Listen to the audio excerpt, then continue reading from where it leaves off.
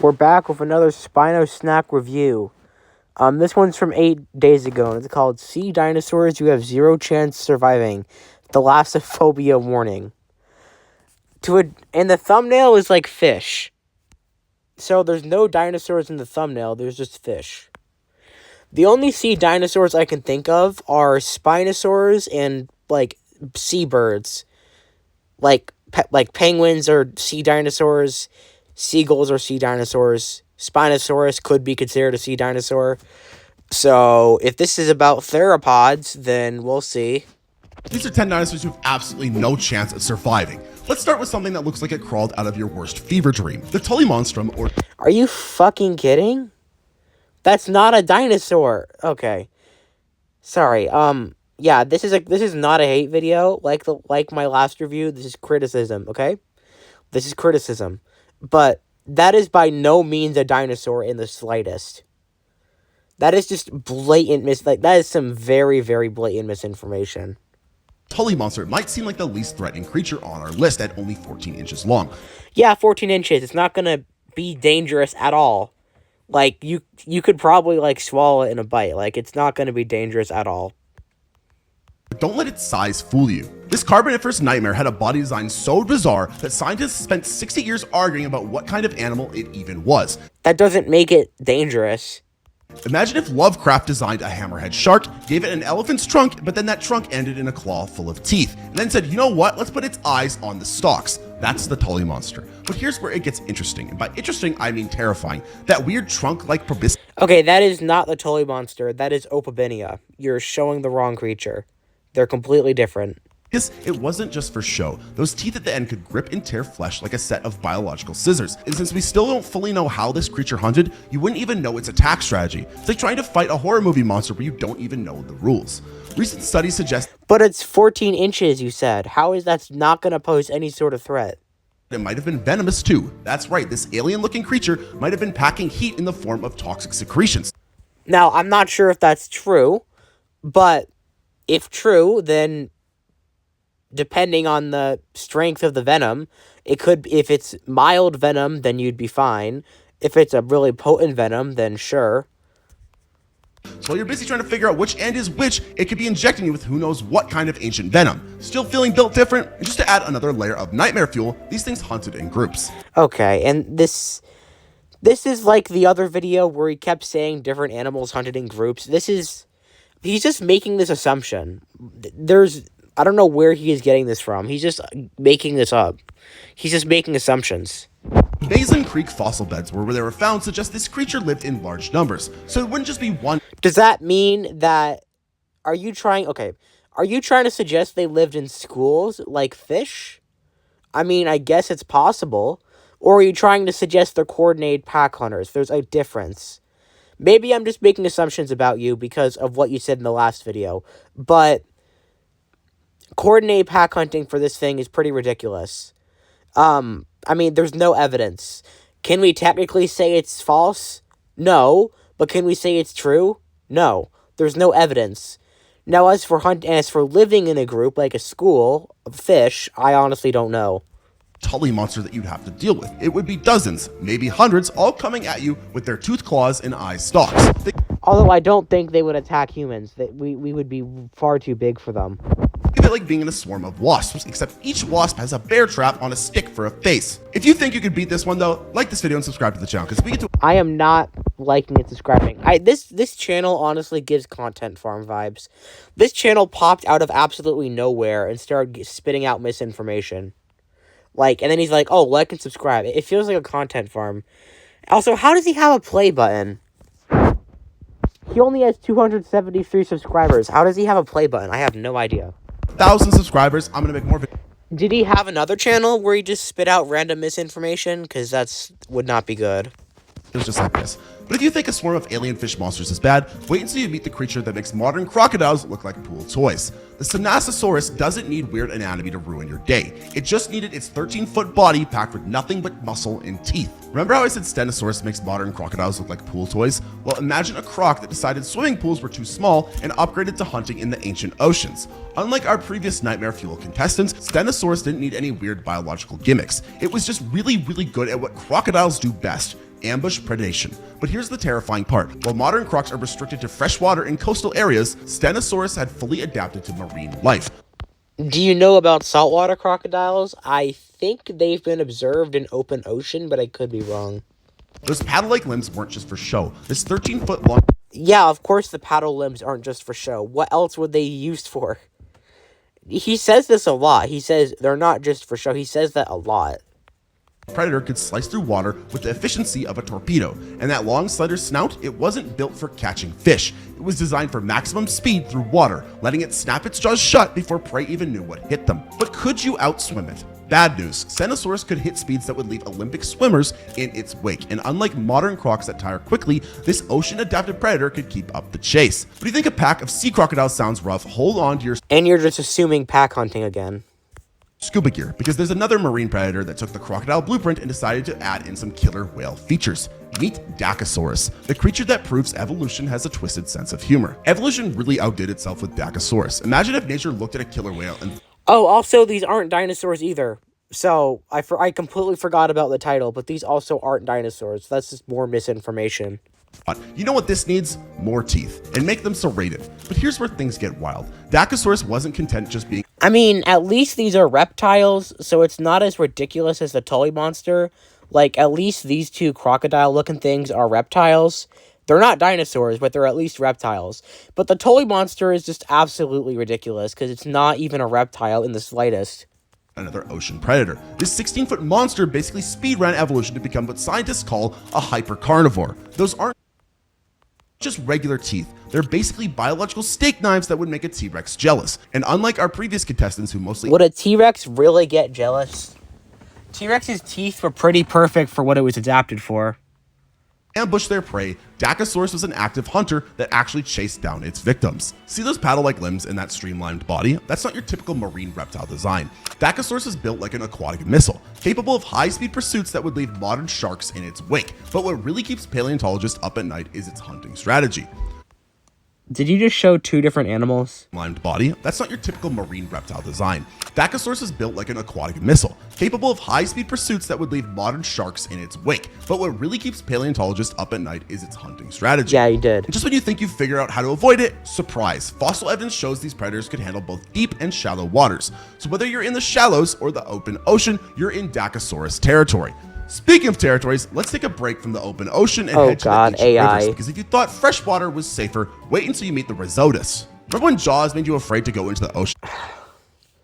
Why are you showing the Jurassic World Mosasaurus? It's not even accurate. It's not educational. Isn't this meant to be an educational video? You're showing a stylized movie version. Well, Rhizotus would make you terrified of rivers. This 23-foot monster fish didn't just hunt in fresh water. You're not even showing it. You're showing a Mosasaurus, a Megalodon, and an AI crocodilian. You're not even showing Rhizotus. It completely dominated. There we go. Also not a dinosaur. Not even a reptile. It's a fish.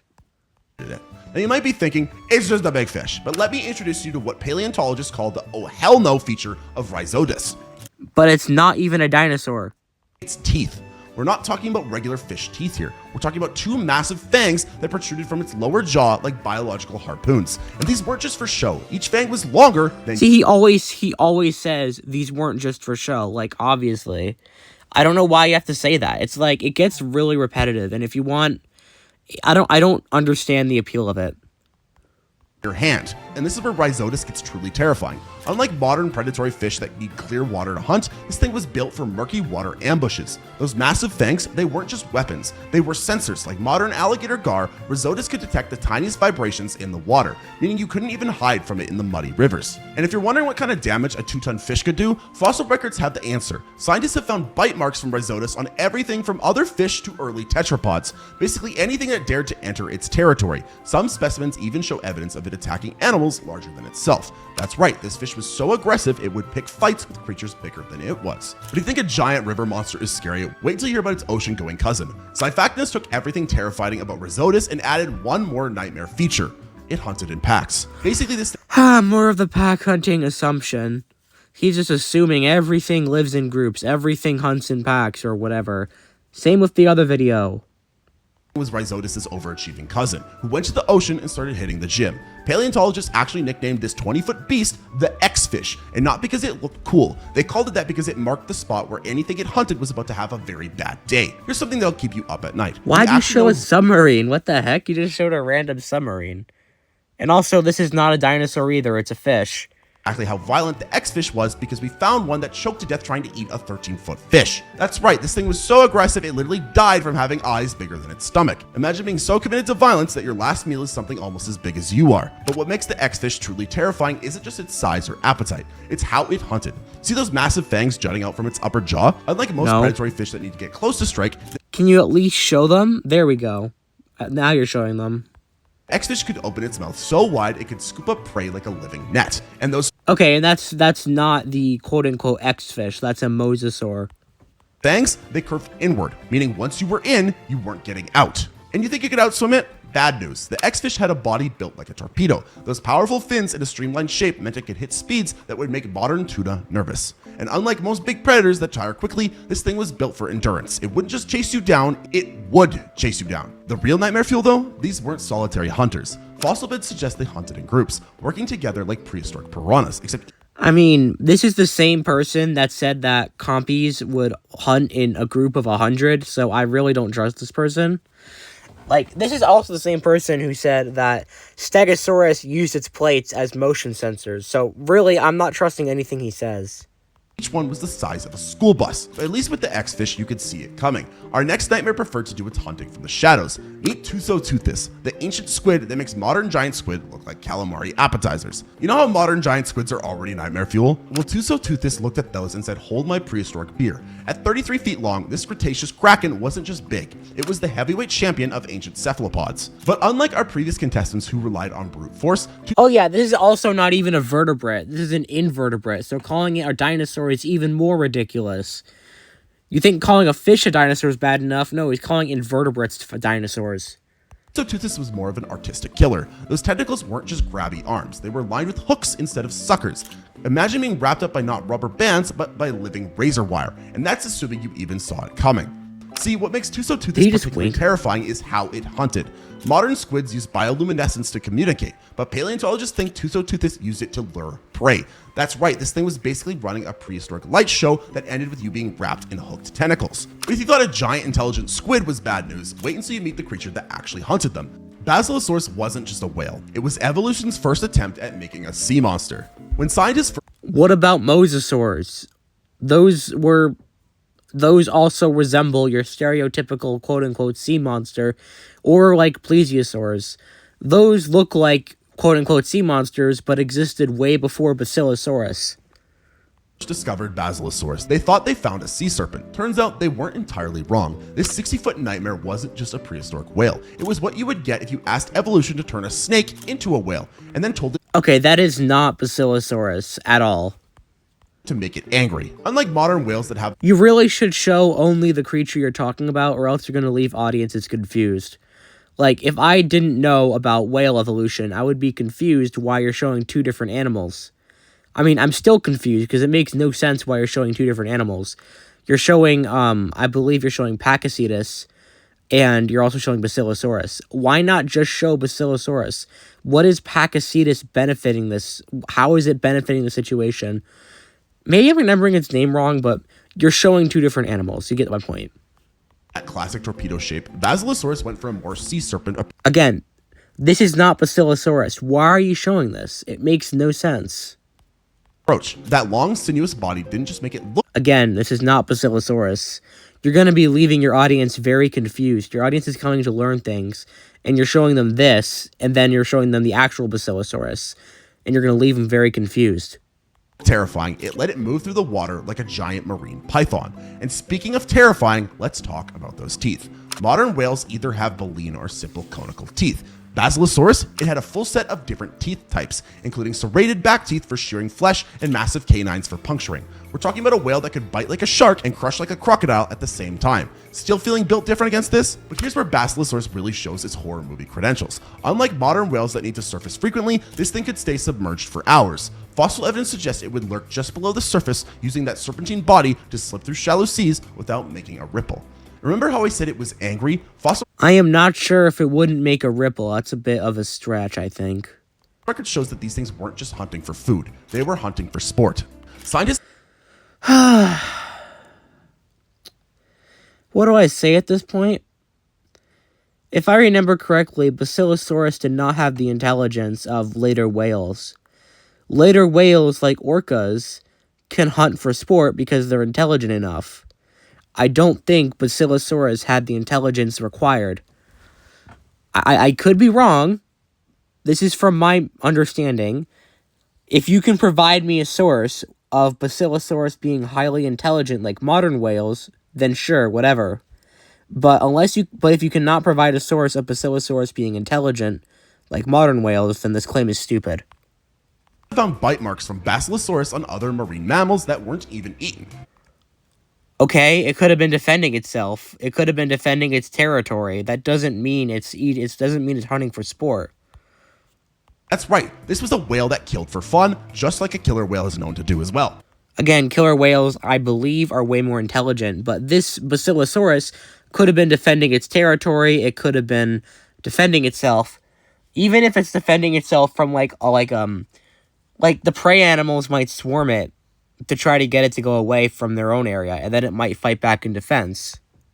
But if Basilosaurus was the snake of the sea, our next contestant was what happened when a Komodo dragon decided to go swimming and never stopped growing. Meet Tylosaurus, the marine lizard that makes Godzilla look reasonable. That makes absolutely no sense. And of course you're showing the oversized Jurassic World crocodile mosasaur. Remember how in Jurassic World the Mosasaurus made that great white look like a snack? Well, Tylosaurus would make that Mosasaurus think twice. Yeah, no. Yeah, this video I think is worse than the other one. Definitely. Because, again, these are not dinosaurs. So the thumbnail is already stupid. Not thumbnail, the title. Well, the title and the thumbnail, because the thumbnail has fish, and those aren't dinosaurs.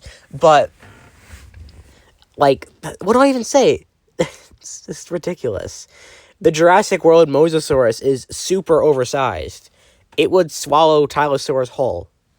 For 50 feet long, this marine lizard wasn't just big. It's what keeps marine biologists awake at night. But size isn't even the scariest part. See that reinforced snout? Tylosaurus didn't just bite its prey. It used its head like a battering ram. Imagine being hit by a submarine that has teeth, because that's basically what we're dealing with here. And those teeth, they're curved backwards, meaning once you were in its mouth, you were going on a one-way trip. And here's something wild. We actually know exactly how violent these things were because we keep finding fossils of other marine reptiles with Tylosaurus-shaped holes in them. And I'm not talking about bite marks. I'm talking about full-on impact craters in bones. This thing hit its prey so hard, it literally left dents in the fossil record. But wait, it gets better, or worse depending on how you feel about apex marine predators. Tylosaurus had a sixth sense. Those weird grooves in its skull, they housed electroreceptors, meaning this monster could literally feel your heartbeat in the water. Think you could... Okay, unlike the Stegosaurus motion sensors, because this is underwater, I can believe it. This sort of thing, like, where they can sense, whatever in the water, even if they don't see it. That makes sense for underwater stuff. But for Stegosaurus and its plates, that was ridiculous because that is not in the water. So there's no way it's going to be sensing stuff. This makes more sense. Tylosaurus had a sixth sense. Those weird grooves in its skull, they housed electroreceptors, meaning this monster could literally feel your heartbeat in the water. Think you could hide in murky water or at night? Think again. This thing could hunt you by sensing your nervous system. Isn't this the Kronosaurus from Jurassic World Evolution 2? And the ultimate nightmare fuel? They weren't solitary hunters. Fossil beds suggest they hunted in family groups. Do you mean that the Tylosauruses fought each other? Because that's what happened. Saying they lived in family groups is a stretch when the fossils tell us that they fought each other. So are you looking at fossils of them fighting and saying, oh yes, this is evidence of them living together? It's evidence of them fighting each other, not living together. So while you're watching the 50-foot monster in front of you, its relatives are already circling around behind. So there you have it, a bunch of marine reptiles that you definitely couldn't survive. So, at the beginning he called them dinosaurs, now he's saying marine reptiles. So, I guess the Tully monster and all those fish are reptiles now. Yeah, this channel is definitely a content farm, and I have no idea how he has a play button. He doesn't even have 500 subs. I don't know how he has a play button. But this is definitely content farming. It's misinformation. It's like he is trying to capitalize on the recent trend of making extinct animals scary. I don't know. But again, this is not a hate video, it's criticism. Please, please do better. Please, because you are the next generation of people interested in paleontology are going to watch your videos and be misinformed. You can make dinosaurs or extinct animals scary, sure, but you don't need to make stuff up. You don't need to say everything is a pack hunter. You don't need to say that, oh, this tiny animal is dangerous. No, there's just so much you can do using the actual science, but you think making stuff up is cooler. Anyways, thanks for watching.